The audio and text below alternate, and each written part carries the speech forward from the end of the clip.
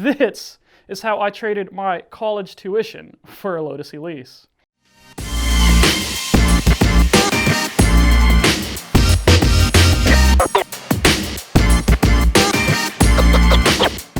What's going on, everybody? Welcome back. So last week,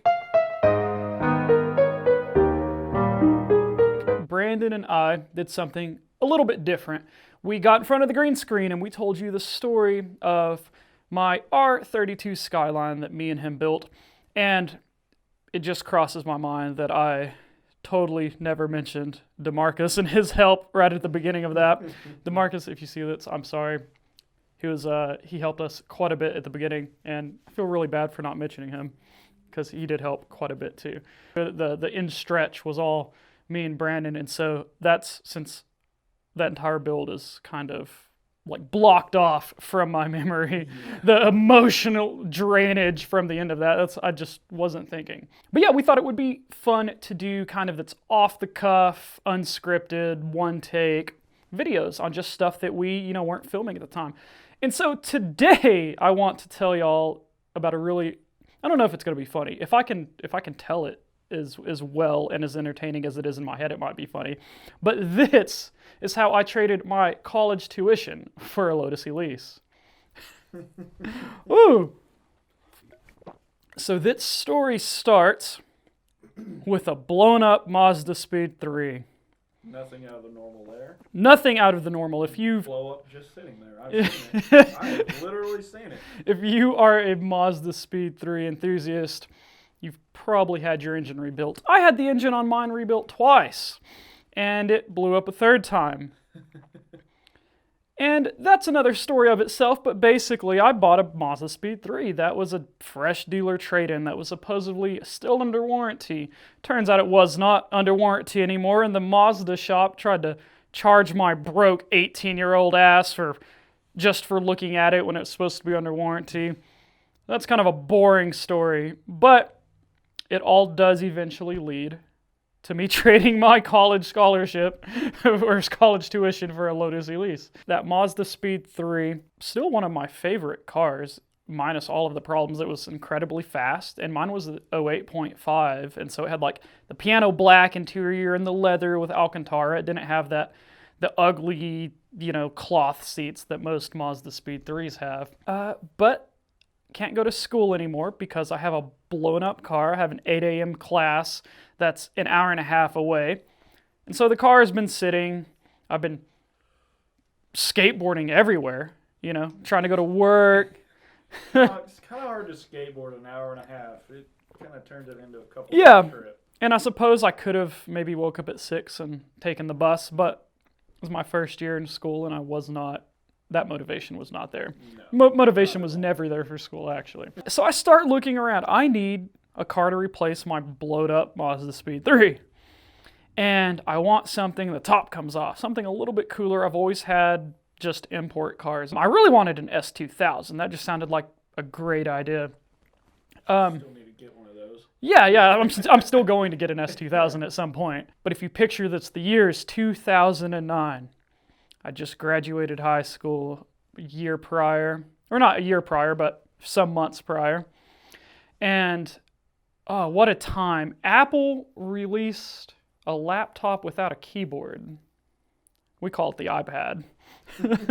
This other really weird thing was going on. Drake was making good music at the time. Oh, yeah, that's true. It's weird. I was listening to Drake because he was actually making good music. You could still rent movies at Blockbuster. Holy crap. Yeah. Hollywood, what was that one? Hollywood Video. Yeah, Hollywood Video. Yeah.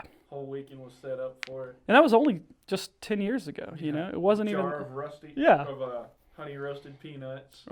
It wasn't honey... I never ate peanuts as a kid. I love peanuts now. My favorite snack playing video games. No, I don't even remember what... I've always liked gummies, like Gushers. Oh, yeah. But it has nothing to do with the car. Look, we're like nostalgic high school memories. No, back to cars. Lotus Elise. Okay. Yes. Yeah. It's 2008, 2009. Right. At the time, I'm 19, just turned 19, and I'm watching maybe YouTube videos at the time. Yeah, I guess I was watching some YouTube videos and reading reviews on different cars, and I'm like, I want an S2000.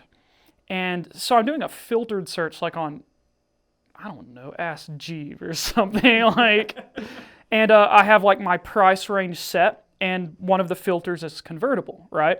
And so there's like Z4s and some S2000s and some Miatas, and then there's its bright yellow with black stripe Lotus Elise. It's like in my price range, and I'm like, like I've always seen the Elise. I can afford Yeah, this. there's a chrome orange one in Lubbock that I was in love with, but like looking at that car and knowing what I knew at the time, it had to have been a six-figure car, right? And here's one sitting there in my price range.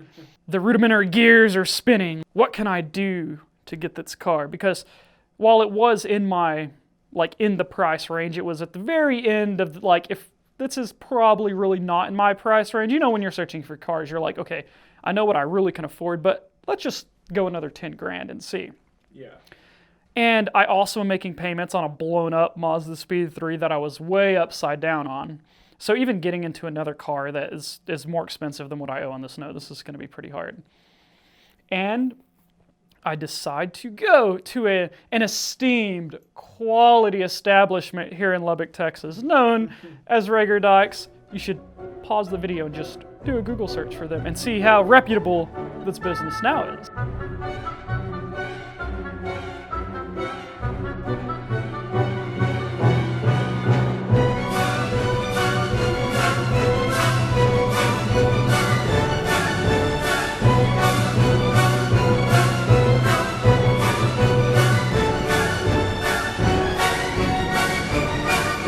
Well, at the time, hey, this was the dealership to go to. The only place in Lubbock to where if you wanted a car that wasn't in Lubbock, they could go get it for you pretty easily, especially as a kid with no resources. I didn't know what I was doing.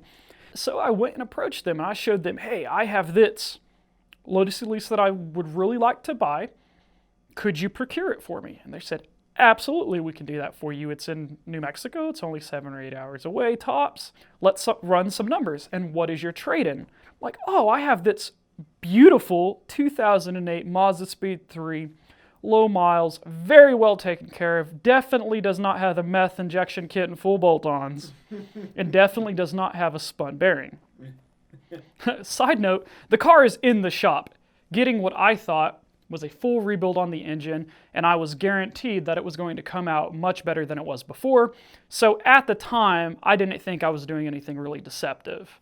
I thought that, hey, I'm going to be giving them and whoever the new owner is an even better engine, and that was not the case.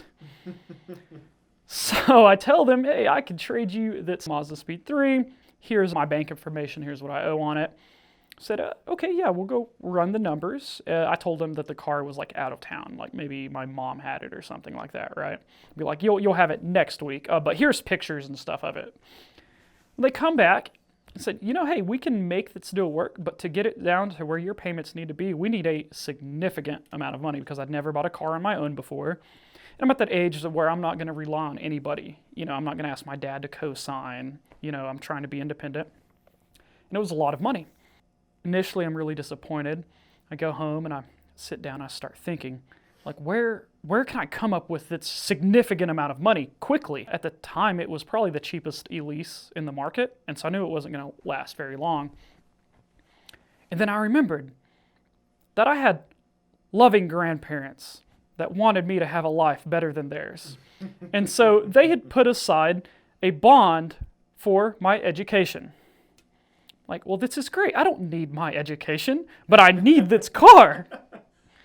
And so I call them the next day and I tell them, guess what? I'm going to come up with that money. However, I need 6 to 8 weeks for this transaction to take place because it was one of those like Texas school grants and I had to get all sorts of paperwork. It was going to take them weeks to process. So I really wasn't going to have this money for a couple months. And they said, that's great. We will flow you your down payment through our in-house financing. When you get the money, just give that to us plus $100 on top and we'll call it even. Fantastic. Let's go get the car. I've never been so excited in my life. I thought I was getting into, like if I were to get a Lamborghini Aventador today. That's what it felt like. I've never been so ecstatic. And plus, I felt like the super modest, very low tier success I'd achieved at the time. Like I had made it. Like, got a Lotus. Nobody else even has one of these in town. There's one that I've ever seen, maybe two. I don't tell any of my friends. Like I keep everything under key, and I'm just going to show up and surprise everybody. And I still remember turning the corner into their lot and seeing like this bright yellow with red stripes, look like a bumblebee. And I don't think I've ever had that much excitement picking up any other car. Like the current Lotus, I was real excited, but we already knew everything about it. Like I already had one before. Yeah. It wasn't like I had never sat in one of these before. And part of my decision to buy it, I was watching some old review like Everyday Driver, and somebody was just praising the car, but they were like, you absolutely could not have this as your only car. There's no way. It's impossible. I remember thinking right then, like, I'll show you. I will. I am that persistent. Like, hey, I can make this work. The boot is really, really small. There's no room on the inside. There's no AC. I think it's 110 degrees here in Lubbock, but I'm going to drive this every day. And so I'm just having the time of my life. The most enjoyment I've ever gotten out of a car, probably out of anything in my whole life. Oh my God. That is better than sex. Better than sex. Differently good. In the back of my mind, I'm like, what's going on with this Mazda Speed 3? At the end of the first week, I call my mechanic and he's like, oh, well, this engine requires a really special tool that goes up through the crankshaft, and it has to align the crank and the valves, and it's like $600 from Ford, and I had to order it. And at this point, it's really sounding like more excuses than anything else. I think that he didn't know what he was doing, but made a bunch of promises and wasn't going to be able to deliver. So almost a month goes by. So I really don't feel that bad, and I'm still under the impression that, hey, I'm going to pay this repair bill and give them a car that's better than that was better than before. Well, they call me and they say, hey, it kind of feels weird. You're supposed to trade us this car, and it's still not here. Okay, this is what's going on. Can y'all come by my office here, and I'll tell you what's going on. So my sales guy, and I guess maybe his boss, came by. I said, look, here's the dilemma. The car actually has a blown engine. However, it's supposedly in the shop, and it was supposed to be out 3 weeks ago. My mechanic's just having a really, really hard time. I know that I was dishonest with you, but I fully expect to take care of all of the repair bills. I will make this right. And I said, thank you for being honest, and don't worry about your mechanic, though. We have a really good in-house, mechanic department, service department. So we'll just pick it up from your mechanic, and we'll take it from here. Great to me. I'm still expecting to have some sort of like fees or mechanic repair costs, right? Yeah. And at the time I had no money. I'd spent all of my money. I guess I do have a little bit left over from that's bond that I cashed in. Well, turns out they go to my mechanic and they pick the car up. They take it to their shop, start working on it supposedly. Another week comes by and hey, it's time to make my payment. And I call the car dealership. I said, hey guys, I'm wondering, should I just make this payment on this car that y'all now have in your possession? Since it's not repaired yet, we haven't really finalized the details. I said, no, we have it now. We'll pay that note off. And so without me signing any paperwork, any hold harmless agreement, nothing at all, they're just like, paid the note off. Apparently they never got the car started again, because 6 or 7 years later, I remember driving past their dealership and seeing it like sitting in the back. So I guess they just never got it running again. So there it is. That's the story of how I traded my college education for a Lotus Elise. I know that sounds really ridiculous. Like, what low-tier cheap college were you going to that where $40,000 paid for it? I guess it really wasn't the entire tuition that I had. I had enough for, a handful of semesters. I really wasn't interested in school. I was already working professionally in the field that I was going to school for, and all the classes were antiquated. So dropping out kind of made sense at the time, and I still really don't regret that decision. Yeah, same with Brandon's high school education. I do not need it. I still don't. In the next video, I think we're going to tell the story about how this first Lotus I got was crashed and totaled by an unnamed large franchise tire center that is found all over the United States. And the story that went with repairing it and painting it, that's kind of an interesting story. If you've made it this far in the video, I really appreciate you following along. This was a kind of a fun way to continue making videos while we're all quarantined and all the car events are canceled and all the races are canceled, but we still wanted to make some content. Plus some of these old stories are kind of fun to tell. So, like I said, if you made it this far, I really appreciate that. If you could hit that subscribe button and give us a like, that would really be cool.